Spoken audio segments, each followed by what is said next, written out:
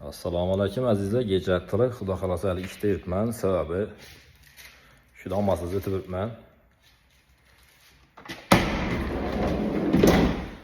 Shu omadsiz xudo xolasa akam olib berdik. Sog'lik bo'lsa, akama pazarcha qildik. Akam ko'pdan beri niyat qilib turadi. Bir eski damoz ko'rib qo'ygan ekan. Aytdim eski damozni o'taman deb men o'zim diri olmayman ekan, xudo xolasa olib beraman dedim. Bizda bir naql bor-ku. Shuncha qisnishmayotmaning ko'nglim mashina olibdi deydi Alloh uchun.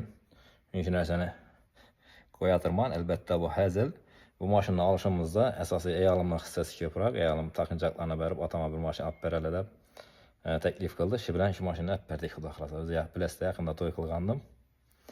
Inshaalloh Alloh buyuk zotdan beraman desa ajratmas ekan. Alloh taoloning fazli bilan ayolimga qo'shgan hissasi bilan shu mashinani oldik yine. Akama pazarga xudo xolasa.